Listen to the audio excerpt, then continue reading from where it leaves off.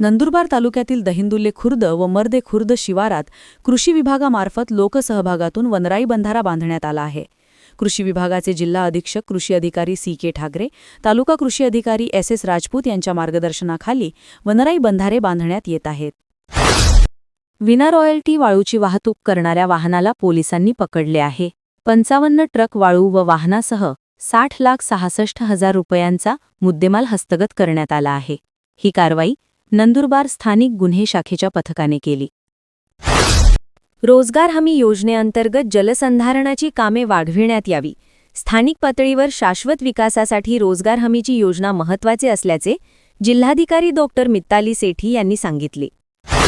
राज्य शासनाने 2 डिसेंबर 2025 रोजी होणाऱ्या नगरपरिषद निवडणुकांसाठी सार्वजनिक सुट्टी जाहीर केली असून नंदुरबार जिल्ह्यातील नंदुरबार, शहादा, नवापूर आणि तळोदा या 4 नगरपरिषदांमध्ये याच दिवशी मतदान पार पडणार आहे. नंदुरबार येथील मुख्य टपाल कार्यालयाचे पोस्ट मास्टर राजेंद्र शहा हे सेवानिवृत्त झाले. त्यांचा सत्कार करण्यात आला. श्रीलंकेत मोठी जीवितहानी. चक्रीवादळाचा परिणाम महाराष्ट्रातील हवामानावरही होण्याची शक्यता हवामान विभागाने वर्तवली आहे. या चक्रीवादळाच्या प्रभावामुळे राज्यात ढगाळ वातावरण निर्माण झाले असून त्यामुळे गारठा देखील वाढला आहे. तसेच हवामान विभागाने दिलेल्या अंदाजानुसार आज विदर्भातील काही ठिकाणी हलक्या पावसाची शक्यता वर्तवली आहे. श्रीलंकेतील चक्रीवादळामुळे राज्यातील तापमानात घट झाली असून थंडी देखील वाढली आहे. कामाला घेऊन जात नसल्याच्या रागातून दगडाने डोक्यावर मारून एकाला जखमी केल्याची घटना नवापूर तालुक्यातील खळीबर्डी येथे घडली. या प्रकरणी 2 जणांविरुद्ध नवापूर पोलीस ठाणा गुन्हा दाखल करण्यात आला आहे. आगामी निवडणुकांच्या पार्श्वभूमीवर आपली मतदार यादी स्वच्छ आणि अचूक करण्यासाठी सुरू असलेल्या विशेष सघन पुनरीक्षण प्रक्रियेला केंद्रीय निवडणूक आयोगाने मुदतवाढ दिली आहे. मतदारांना आपली नावे नोंदवण्यासाठी किंवा दुरुस्त करण्यासाठी आता 1 आठवड्याचा अतिरिक्त वेळ मिळाला आहे. संसदेचे हिवाळी अधिवेशन 1 डिसेंबर ते 19 डिसेंबर दरम्यान होणार आहे. तत्पूर्वी आज राजधानी दिल्लीत सर्वपक्षीय बैठक पार पडली. यात केंद्र सरकारने आपला अजेंडा जाहीर केला. यंदाच्या अधिवेशनात सरकार अनेक महत्त्वपूर्ण कायदेबदल, आर्थिक सुधारणा, शिक्षण, पायाभूत सुविधा आणि राष्ट्रीय सुरक्षेशी संबंधित विधेयके सादर करणार आहे. राज्यातील 246 नगरपरिषदा आणि 41 नगरपंचायतींची निवडणूक 2 डिसेंबर रोजी होत आहे. त्यानंतर दुसऱ्याच दिवशी म्हणजे 3 डिसेंबर रोजी मतमोजणी होणार आहे. या निवडणुकीचा प्रचार शिगेला पोहोचलेला असताना आणि प्रचाराला 1 दिवस 1 डिसेंबर रात्री 10 वाजेपर्यंत शिल्लक असताना राज्यातील तब्बल 13 नगरपरिषदांच्या निवडणुका लांबणीवर गेल्या आहेत. यामुळे या नगरपरिषदांमध्ये अस्वस्थता आहे. शहादा नगरपालिका निवडणुकीसाठी आजचा सोमवार हा प्रचाराचा शेवटचा दिवस आहे. मंगळवारी 2 डिसेंबरला सकाळपासून मतदानास प्रारंभ होईल. या पार्श्वभूमीवर शहरात कायदा व सुव्यवस्था अबाधित राहावी यासाठी नंदुरबार येथील पोलिसांनी शहरात विशेषतः संवेदनशील केंद्र परिसरात पथसंचलन केले. त्यात पोलीस अधिकारी, दंगल नियंत्रण पथक, पोलीस अंमलदार, होमगार्ड आदींचा समावेश होता. यशवंतराव चव्हाण विकास प्रबोधिनी, यशदा पुणे यांच्या मार्गदर्शनाखाली नंदुरबार येथील जिल्हा प्रशासकीय प्रशिक्षण संस्थेत 6 दिवसीय पायाभूत प्रशिक्षण कार्यक्रमाचा समारोप झाला. इतर पक्ष निवडणुका आल्या की सर्व जागा लढण्याचा निर्धार करतात, पण आमच्या पक्षाची परिस्थिती वेगळी आहे. आम्हाला जागांसाठी विनंत्या कराव्या लागतात. आम्हीही या देशाच्या राजकारणात आहोत. आम्हालाही लढायचे, पण आमच्या पक्षाला मिळणारे जागांची अवस्था दयनीय आहे, असे रामदास आठवले म्हणाले. त्यांच्या या भाषणाने एकच खळबळ उडाली असून आरपीआय आता स्वबळावर उतरणार का, असा प्रश्न राजकीय वर्तुळात मोठ्या प्रमाणात उपस्थित केला जात आहे. नंदुरबार येथील कमला नेहरू कन्या विद्यालयात शालेय स्तरावर विज्ञान प्रदर्शन भरविण्यात आले.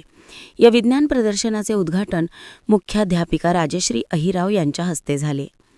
विज्ञान प्रदर्शनात इयत्ता 5वी ते 10वीच्या विद्यार्थिनींनी सहभाग घेऊन नवनवीन अत्याधुनिक शेती उपयोगी प्रकल्प तयार केले. विद्यार्थिनींमध्ये वैज्ञानिक दृष्टिकोन निर्माण व्हावा तसेच विज्ञान विषयात आवड निर्माण व्हावी म्हणून शालेय स्तरावर विज्ञान प्रदर्शनाचे आयोजन करण्यात आले. दडगाव तालुक्यातील बालाघाट येथील आदिवासी युवक अनिल मानसिंग वसावे यांच्या जागतिक शिखरावरच्या प्रेरणादायी प्रवासावर आधारित शिखर यात्री एक आदिवासी युवा बँड या लघुपटाचे पोस्टर प्रकाशन करण्यात आले. यावेळी अन्न व औषध प्रशासन मंत्री नरहरी झिरवाळ यांच्या हस्ते मंत्रालयाच्या दालनात पोस्टर प्रकाशन करण्यात आले.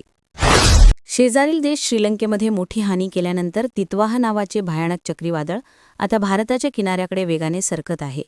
या पार्श्वभूमीवर भारतीय हवामान विभागाने तामिळनाडू, आंध्र प्रदेश, केरळ आणि पुद्दुचेरीसह काही राज्यांसाठी प्री सायक्लोन अलर्ट जारी केला आहे. श्रीलंकेत तितवाहने मोठे नुकसान केले आहे. या वादळामुळे आतापर्यंत 46 लोकांचा मृत्यू झाला असून 23 जण बेपत्ता आहेत. महाराष्ट्रातील रेल्वेच्या प्रश्नांबाबत ठाकरेंचे शिवसेना, शिंदेंचे शिवसेना आणि राष्ट्रवादी काँग्रेस शरदचंद्र पवार पक्षाच्या खासदाराची अनोखी युती पाहायला मिळाली. दिल्लीत आज रेल्वे कन्सल्टेटिव्ह कमिटीच्या बैठकीत राज्यातील खासदारांनी आवाज उठवला आणि यासंबंधी रेल्वे मंत्र्यांचे लक्ष वेधले. खासदार संजय दीना पाटील, खासदार नरेश म्हस्के आणि बाळामामा म्हात्रे यांनी रेल्वे मंत्री अश्विनी वैष्णव यांना संयुक्तपणे निवेदन देत रेल्वेतील अधिकाऱ्यांच्या कामकाजावर नाराजी व्यक्त केली.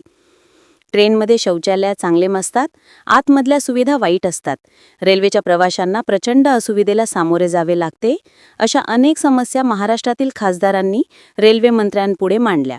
रेल्वेचे अधिकारी त्यांच्या जबाबदारीवर धरून काम करीत नाहीत, मस्तवालपणे स्वतःच्या कार्यालयात बसून राहतात, प्रत्यक्ष रेल्वे स्थानकात ट्रॅकवर उतरून काम करत नाहीत, खासदारांना कुठलीही माहिती देत नाहीत, असे या खासदार महोदयांनी आपल्या पत्रात म्हटले. भारताच्या राष्ट्रीय सुरक्षेच्या दृष्टीने एक चिंताजनक बातमी असून भारताने केलेल्या क्षेपणास्त्र चाचणीपूर्वी दिलेल्या नो टर्म इशाऱ्याच्या पार्श्वभूमीवर चौथे चीनी हेरगिरी जहाज हिंदी महासागरात दाखल झाले आहे. या चीनी जहाजाच्या हालचालींवर भारतीय नौदल आणि सुरक्षा यंत्रणा बारकाईने लक्ष ठेवून आहेत. भारताच्या संरक्षण क्षमतेची माहिती गोळा करण्याच्या चीनच्या प्रयत्नांचा हा एक भाग मानला जात आहे. अलीकडच्या काळात चीनची ही जहाजे वारंवार हिंदी महासागरात गस्त घालत आहेत. संशोधनाच्या नावाखाली ते हेरगिरी करत आहेत.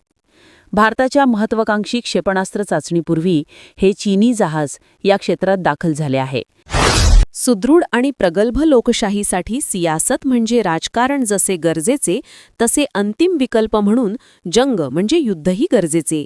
हाच धागा पकडून नंदुरबार नगरपालिकेच्या निवडणूक आखाड्यात सियासत और जंग भरपूर होना चाहिए याची प्रचिती वारंवार येत असताना 1985 पासून 1 वर्षाच्या अपवाद वगळता अजिंक्य ठरलेला रघुवंशी परिवार आणि लोकसभा, विधानसभा अशा निवडणुकांमध्ये शहरात मताधिक्य मिळवून देखील मागील नगरपालिका निवडणुकीत 2 ते 3 प्रभागांमुळे नगराध्यक्ष पदापासून वंचित राहिलेला गावित परिवार यात हेलकावे खात होत असलेली नंदुरबार नगर परिषदेची निवडणूक खऱ्या अर्थाने अटीतटीची होत आहे. नंदुरबार जिल्ह्यातील 4 नगर परिषदांच्या सार्वत्रिक निवडणुकीसाठी घेण्यात आलेल्या पोस्टल मतदानात 368 मतदारांनी मतदानाचा हक्क बजावला आहे.